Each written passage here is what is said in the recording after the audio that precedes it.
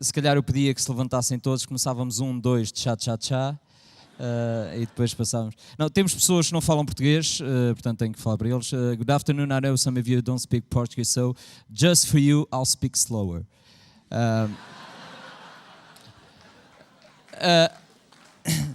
Vocês perdoem-me se eu não estiver à altura do evento, mas eu passei a noite a sonhar com o Jorge Palma, acordei com uma bedeira todo o tamanho.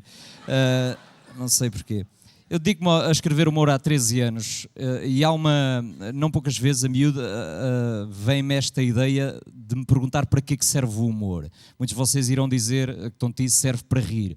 A questão aqui é para rir quem? Porque vocês podem pensar que riem muito. Dou-vos um exemplo, uma criança ri 300 vezes por dia, um adulto ri 17 em média. Não é? Quantas pessoas aqui gostam de rir? Vamos lá, levantar o braço, saber. Há ali um senhor Sisu, tudo bem? Já à vontade, disponha. Não me surpreendo que até os macacos riem, vocês sabem disso. Há estudos de macacos, antropóides, chimpanzés, gorilas, orangotangos riem. Aliás, há estudos que dizem que ratos jovens imitem vocalizações ultrassónicas quando brincam entre si, cães, por aí adiante. Aliás, se voltarmos atrás, começarmos do zero, o próprio Darwin, que foi pioneiro nos estudos dos movimentos expressivos da comunicação não verbal, foi o primeiro a escrever precisamente que o sorriso e o riso são movimentos expressivos inatos e universais e transversais acima de tudo, que o Darwin falava em todos os animais. Aqui, talvez o painel a seguir, o Waddington irá falar disto, tanto do rir enquanto ato biológico. Porquê? Porque quando se ri, há libertação de energia. Portanto, o riso é uma expansão de energia nervosa, uma transição rápida entre um pensamento e outro que faz com que essa reserva de energia nervosa seja gasta, obviamente, em forma de riso. Isto, sim, será talvez do painel, não sei, porque, como vocês sabem, o corpo segrega estas endorfinas, não é? As hormonas que ativam quando sentimos o prazer. Portanto, há ativada a produção de outros componentes também bioquímicos, como a dopamina, neurotransmissores que melhoram o ânimo e a adrenalina. Portanto, eu passo para isto, talvez o riso seja involuntário, biológico, às vezes até lhe chamo fisiológico. E às vezes até pergunto, fisiológico não no sentido do que estão a pensar, mas de filosofia. Porque há muitas, às vezes os meus alunos, eu dou aulas e às vezes de humor, e eles dizem, humor e filosofia, e eu explico-lhes, tanto o Freud, o Immanuel Kant, Thomas Hobbes, Alexander Bain, o Henri Bergson, todos eles dissecaram o humor há muitos, muitos anos atrás, várias teorias do humor, há 3 delas, há uma quarta que define, portanto, teoria do alívio, superioridade, incoerência, há uma quarta que define que o aspecto central do humor é a ambivalência, portanto, uma mistura de atração e retração, mas isso nunca mais saímos daqui. Portanto, começávamos talvez pela teoria, uma das mais conhecidas do Sigmund Freud, que estabelece paralelismos, obviamente, entre o sexo, essa libertação de energia entre o sexo e o humor. Freud diz, na teoria do alívio, o humor abarca em si 2 ímpetos básicos do ser humano, a sexualidade e a agressividade, e a teoria do alívio diz precisamente isso, como o humor questiona as exigências sociais convencionais, pode ser encarado como um fornecedor de alívio e da restrição que se impõe, que obviamente que impõe essas exigências sociais. Portanto, pessoas que passam por tensões podem dar gargalhadas se de repente a tensão for removida. Às vezes diz, qualquer dia estamos a rir disto. Obviamente estamos a rir disto porque houve essa libertação e a pessoa aí já se sente e vai-se rir. Obviamente a teoria do alívio supõe-se, portanto, que esse elemento central do humor seja o sentimento de alívio provocado, obviamente, pela remoção dessas barreiras. Portanto, o Freud defendia também o humor como nós em Portugal passamos por isso, como um embate à censura. Por exemplo, o insulto pode ser engraçado se inicialmente parecer um elogio. Eu posso chegar aqui ao Porto, obviamente, estamos aqui no bastião do Pinto da Costa, e posso querer brincar com o Pinto da Costa, e eu entro a dizer, adoro Pinto da Costa, é um senhor espetacular, pegar numa mulher da vida e transformá-la em escritor em 2 dias, para mim é de nível. Eu estou, basicamente, aquilo que nós na língua portuguesa definimos por paralipse. A paralipse não é mais que o falar sem falar. A pessoa quer falar de algo, mas não fala disso. Eu posso chegar aqui e dizer, não entendo nada de futebol, se calhar falamos do Sporting. Portanto, eu quero atacar o Sporting, mas estou a direcionar para o outro lado. Eu posso dizer, sei lá, acho espetacular o Tony Carreira juntar 20 mil mulheres no pavilhão Atlântico, eu próprio fui lá ver, estava admirado, invejoso, cheguei lá, são as feias e as gordas, fica tu com elas. Portanto,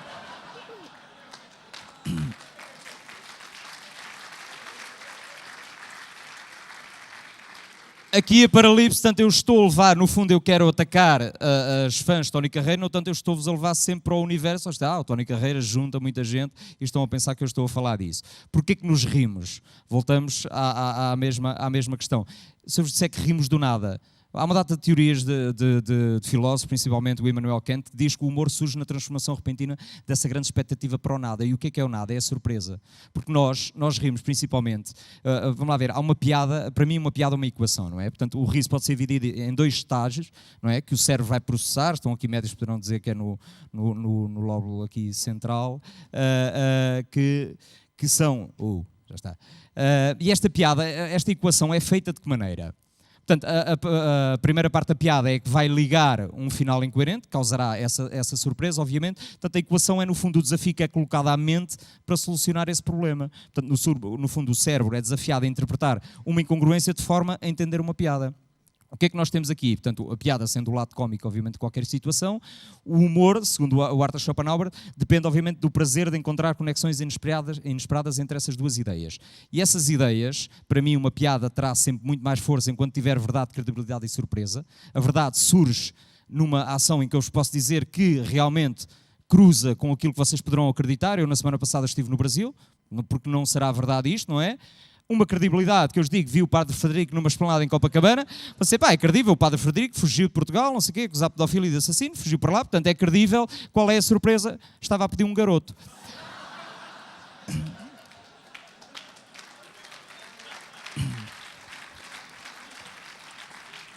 Aqui, essa conexão entre os dois pontos que o cérebro é desafiado a fazer, e aí estará a tal parte. Portanto, a qualidade da piada dependerá sempre do grau de contraste entre esses dois elementos e a sua fusão. Temos isto, o que é que isto nos define, estes dois elementos? Que elementos é que são? O setup e a punchline. Portanto, a piada, no fundo, resume-se a estas duas coisas. Nós temos o setup enquanto preparação da piada. Portanto, vamos situar o interlocutor no espaço-tempo em que decorre a ação, e a punchline precisamente nessa surpresa e conclusão da piada. O que é isto? Dou-vos um exemplo prático. Al-Qaeda, por exemplo, a semana passada fez um atentado sem vítimas. Bin Laden já disse que não acertaram. Portanto, que como não acertaram, neste caso temos o setup, eu estou-vos a situar que houve um atentado, não houve vítimas, Bin Laden, lá está a parte da credibilidade, Bin Laden veio fazer um comunicado, portanto a Al-Qaeda fez um atentado sem vítimas, Bin Laden já disse, como não acertaram, para a semana há jackpot. Que será então a conclusão desta piada, a tal punchline. Matemática e humor. Às vezes tenho malta, principalmente colegas, quando estão iniciados, dizem, não consigo fazer uma piada. E eu digo-lhes, faz forma matemática. O que é de forma matemática? É basicamente somar as equações todas e possíveis. Nós pegamos, no que eu vos falei há pouco, sendo o humor e a piada uma equação matemática, nós pegamos e vamos somar as coisas. Vamos pegar em alguma coisa que queiram falar, já que estamos no Porto, vamos falar de Ricardo Quaresma, jogador no Porto.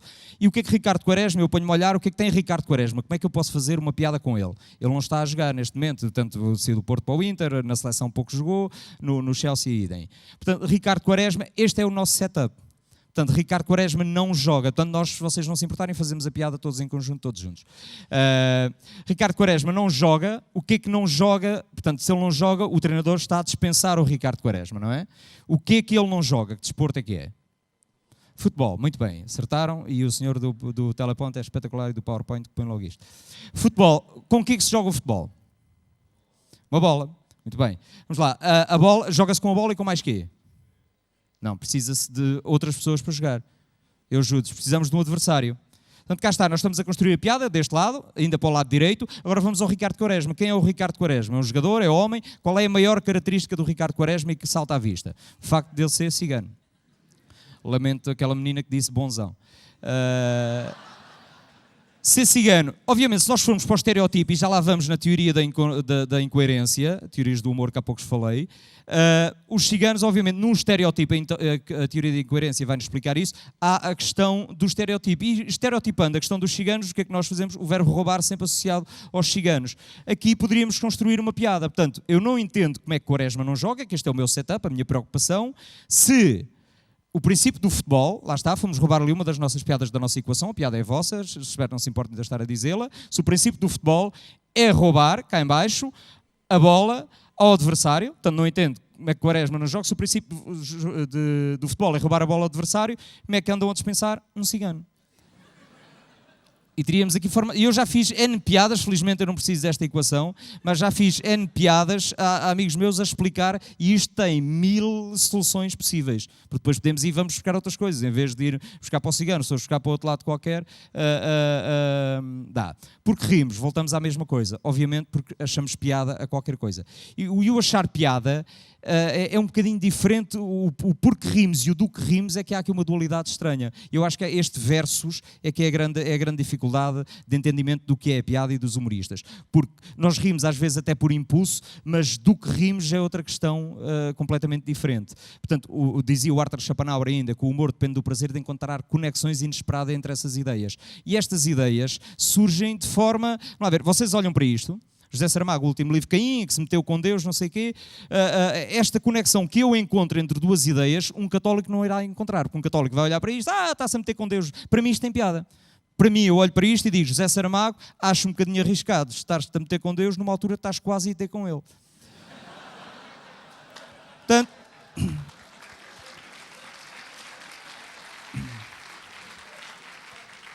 A que é que isto nos leva? A comportamento emocional, porque o meu comportamento emocional face a uma situação é completamente diferente de uma pessoa que vai encarar aquilo de uma forma muito mais forte e levar aquilo para o outro lado.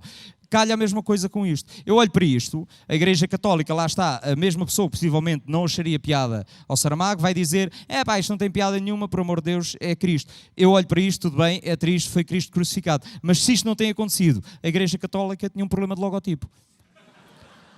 Portanto, se olharmos... E isto...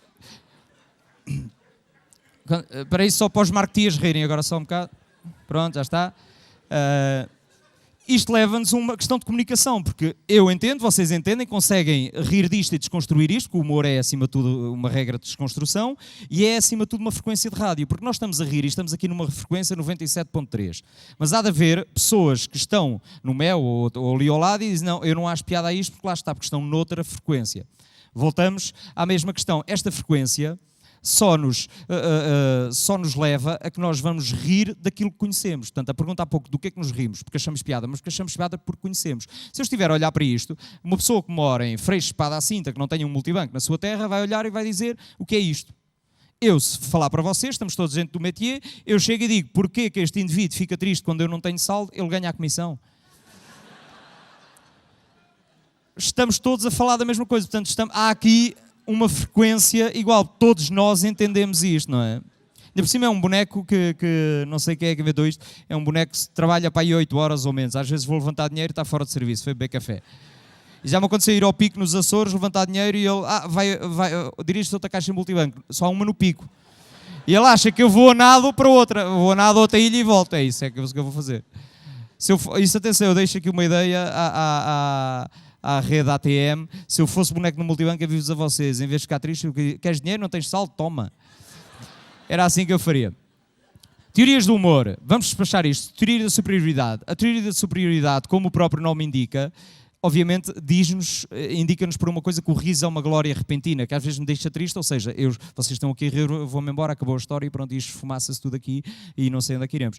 Glória repentina no sentido e no sinónimo de vaidade ou autoestima, ou seja, o riso nasce de acidentes e enfermidades alheias e das experiências passadas por cada indivíduo, porque a pessoa ri, a teoria da superioridade é precisamente isso, a pessoa ri daquilo que ultrapassou, conseguiu passar e depois vai rir disso. Eu digo-vos, por exemplo, acho completamente estúpido hoje em dia sensores de luz em casa de banho, que a pessoa se senta na sanita e de minuto a minuto tem que estar assim. O interlocutor vai-se rir porque passou por essa situação e superou-a e consegue dizer, pois é, já aconteceu comigo e não sei o quê. Eu acho mais arriscado em urinóis, que a pessoa está lá assim. Está tudo mejado, mas a luz está acesa. E aqui então surge essa teoria da superioridade. Obviamente há um prazer implícito no humor que está na sensação de superioridade sobre pessoas ou situações que fazem rir. Aliás, os clowns, sei lá, o Charlot, a história da torta na cara, do indivíduo que escorrega na banana, tudo isso vem desta teoria da superioridade, que obviamente estamos a rir-nos do outro que está numa posição inferior à nossa. Obviamente, portanto, isto leva-nos a esta frase do Alexander Bain, que diz que todo o humor envolve a degradação de alguma coisa, e é verdade. Portanto, acabamos sempre por rir de algo e de uma desgraça, e neste caso está muito colado, que é a última teoria da incoerência, que nos diz que o riso é a defesa da sociedade contra os excêntricos que se recusam a ajustar-se. Se nós rimos, nós vemos um indivíduo de cabelo cor-de-rosa, e vamos rir. Se toda a gente andasse de cabelo cor-de-rosa, ninguém se ria dele. Portanto, aqui está esta incoerência. Rimos do que é incongruente, do que não se ajusta à nossa sociedade. Há este filósofo francês, Henri Bergson, que recusa a ideia de que o humor seja direcionado ao código social em geral, mas a cada indivíduo em particular. Lá está, surgem os estereótipos, que há pouco eles também falavam. Portanto, por isso é que surgem coisas como o GNR, o padre, o arrumador. E isto depois é engraçado como é que as coisas explodem pelo país. Eu se estiver aqui e disser destroço, todos vocês vão entender o arrumador. É verdade, isto depois se propaga-se não sei como. Por exemplo, toda a gente conta uma anedota sobre um padre, diz o seu padre vai aqui, vai lá para cima o seu padre. E não sei, como se todos os padres fossem de Viseu, é uma coisa estranha. E isto vai-se propagando e vão-se criando estes estereótipos, portanto, o que o humor, obviamente, traz à luz. Para que serve o humor? É a grande conclusão que nós tiramos disto, para rirmos de nós próprios. Tudo bem, nós rimos de nós próprios. Eu gosto de aprecio o português principalmente, em que nós temos coisas que fazemos e que somos caricaturáveis. Eu gosto de ver, por exemplo, o português a pôr pão na torradeira. Que a abertura é deste tamanho e ele põe uma fatia assim. Depois aquilo não sai. Está ligado à ficha, como é que ele tira? Com uma faca. Está a dar choque. Ele diz para o amigo, está a dar choque. E o amigo vai lá, pois é, está a dar choque. Ou tem leite para provar, o leite está azedo. Este leite está azedo, ora prova. E o outro prova. Que eu não consigo entender. Voltamos à gargalhada, que é uma glória repentina, que nos faz sentir bem. Nós obviamente, nos faz sentir bem. Obviamente que isto tudo nos eleva, obviamente faz sentir bem. Nós rimos da teoria da incoerência. Eu gosto também de uma parte onde nós rimos, obviamente, do alheio e rimos da desgraça no sentido em que ele está a falar mal ou ele deu um erro. Eu, por exemplo, adoro os portugueses que transformam o gasóleo em gasóleo. Acho espetacular. Tipo, em que fase do combustível na refinaria que passa a gasóleo. Meter gasóleo. Não é? Que é uma coisa. Eu gosto, acima de tudo, da evolução da língua, que é uma coisa que eu também vou apreciando hoje em dia, porque a língua vai evoluindo. Antigamente, por exemplo, uma pessoa que tinha uma doença, era doente, tinha uma doença, hoje em dia tem uma patologia, que é uma coisa. Mas uma criança que não aprendesse na escola era burra, hoje em dia tem dificuldades de aprendizagem. Há dias vi num folheto do Ministério da Educação que falava em crianças com inadaptação ao conhecimento. No fundo era, passem-nas na mesma, são alérgicas, não é culpa da criança, porque hoje em dia desculpa-se muito a criança. Por exemplo, antigamente uma criança que fosse mal educada, é mal educada, hoje em dia é hiperativo. Portanto, está a matar o avô, mas a criança é hiperativa, deixa matar o avô, então o que é que se vai fazer? Então o médico disse que é hiperativa, então o que é que se vai fazer? Portanto, voltamos a isto e para terminar, o humor faz-nos sentir bem, obviamente que faz. Os humoristas vão salvar o mundo? Não vão salvar o mundo. Os humoristas vão matar a fome? Não vão matar a fome. Os humoristas vão solucionar as alterações climatéricas? Não vão solucionar as alterações climatéricas. Os humoristas vão salvar e resolver a crise? Não vão. E voltamos à primeira pergunta, então para que serve o humor? Digo-vos eu, para nada. Muito obrigado.